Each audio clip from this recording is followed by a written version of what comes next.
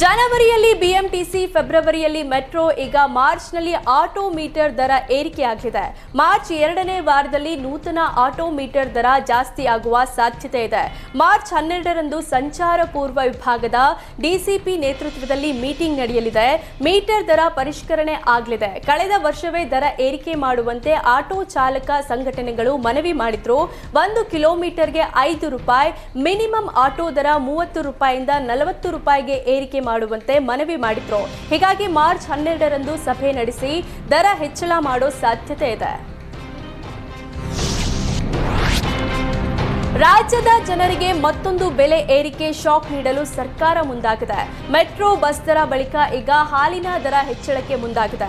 ನಂದಿನಿ ಹಾಲಿನ ದರ ಏರಿಕೆ ಬಗ್ಗೆ ಪರಿಷತ್ನಲ್ಲಿ ಸಚಿವ ವೆಂಕಟೇಶ್ ಸುಳಿವು ನೀಡಿದ್ದಾರೆ. ಹಾಲಿನ ದರ ಹೆಚ್ಚಿಸಬೇಕೆಂದು ರೈತರು ಒತ್ತಾಯಿಸುತ್ತಿದ್ದಾರೆ. ಹಾಲು ಉತ್ಪಾದನೆ ಜಾಸ್ತಿ ಆಗ್ತಿದ್ರೂ ಅನುದಾನ ಸಿಗ್ತಿಲ್ಲ. ಹೀಗಾಗಿ ರೇಟ್ ಜಾಸ್ತಿ ಮಾಡಬೇಕೆಂದು ಒತ್ತಡ ಹಾಕ್ತಿದ್ದಾರೆ. ಈ ಬಗ್ಗೆ ಶೀಘ್ರದಲ್ಲೇ ನಿರ್ಧಾರ ಕೈಗೊಳ್ತೀವಿ ಅಂದ್ರು.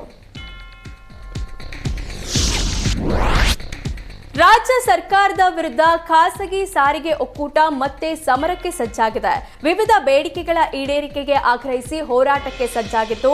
ಈ ಹಿಂದೆ 2023ರಲ್ಲಿ ಬೆಂಗಳೂರು ಬಂದ್ಗೆ ಕರೆ ನೀಡಿದ್ರು. ಅಂದು ಬೇಡಿಕೆ ಈಡೇರಿಸುವ ಭರವಸೆ ನೀಡಿದ್ರು. ಆದರೆ ಈವರೆಗೂ ಯಾವುದೇ ಕ್ರಮ ಕೈಗೊಂಡಿಲ್ಲ ಅಂತ ಖಾಸಗಿ ಸಾರಿಗೆ ಒಕ್ಕೂಟಗಳು ಸಮರ ಸಾರಿವೆ. ಅನಧಿಕೃತ ಬೈಕ್ ಟ್ಯಾಕ್ಸಿ ನಿಷೇಧ ಮಾಡಬೇಕು. ಶಕ್ತಿ ಯೋಜನೆಯಿಂದ ಖಾಸಗಿ ಬಸ್ ಸಂಪೂರ್ಣ ನೆಲಕಚ್ಚಿದೆ. ಇದರಿಂದ ಶೇಕಡ 50ರಷ್ಟು ರಸ್ತೆ ತೆರಿಗೆ ಕಡಿತಕ್ಕೆ ಖಾಸಗಿ ಸಾರಿಗೆ ಮಾಲೀಕರು ಒತ್ತಾಯಿಸಿದ್ದಾರೆ. ತೆರಿಗೆ ವಿನಾಯಿತಿ ಸೇರಿ 4 ಬೇಡಿಕೆಗಳ ಈಡೇರಿಸಬೇಕು.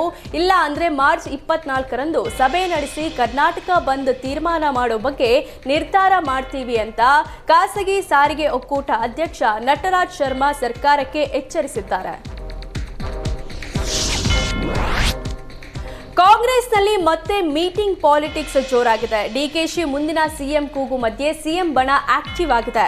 ತಡರಾತ್ರಿ ಬೆಂಗಳೂರಿನಲ್ಲಿ ಸಚಿವ ಸತೀಶ್ ಜಾರಕಿಹೊಳಿ ನಿವಾಸದಲ್ಲಿ ಮೀಟಿಂಗ್ ಮಾಡಿದ್ದಾರೆ. ಎಸ್ಟಿ ಸಮುದಾಯ ಶಾಸಕರು ಸಚಿವರಿಂದ ಶಕ್ತಿ ಪ್ರದರ್ಶನಕ್ಕೆ ಮುಂದಾಗಿದ್ದಾರೆ. ಅಲ್ಲದೆ ಅಧಿಕಾರ ಹಂಚಿಕೆ ಚರ್ಚೆ ಮಧ್ಯೆ ಮೀಟಿಂಗ್ ಮಹತ್ವ ಪಡೆದುಕೊಂಡಿದೆ. ಡಿಕೆಶಿ ಸಭೆಗೆ ಗೈರಾದ ರಾಜಣ್ಣ ಜಾರಕಿಹೊಳಿ ನಿವಾಸದಲ್ಲಿ ಪ್ರತ್ಯಕ್ಷರಾಗಿದ್ರು. ವಾಲ್ಮೀಕಿ ಸಮುದಾಯದ ಪ್ರಸನ್ನಾನಂದ ಸ್ವಾಮೀಜಿ ಸಹ ಭಾಗಿಯಾಗಿದ್ರು.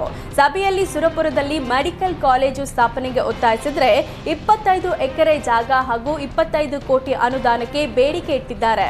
ಅಲ್ಲದೆ ಶೀಘ್ರವೇ ಬ್ಯಾಕ್ ಲಾಗ್ ಹುದ್ದೆಗಳ ಭರ್ತಿಗೆ ಕ್ರಮ ಆಗಬೇಕು. ಬಿಬಿಎಂಪಿಯಲ್ಲಿ ಎಸ್ಸಿ ಎಸ್ಟಿ ಸಮುದಾಯಕ್ಕೆ ಜಾಗ ನೀಡಬೇಕು ಅಂತ ಮೀಟಿಂಗ್ನಲ್ಲಿ ಚರ್ಚಿಸಿದ್ರು.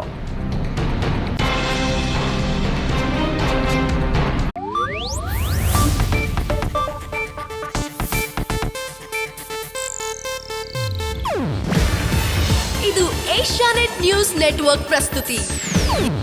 ನೀವು ನೋಡ್ತಿದ್ದೀರಾ ಏಷ್ಯಾನೆಟ್ ಸುವರ್ಣ ನ್ಯೂಸ್.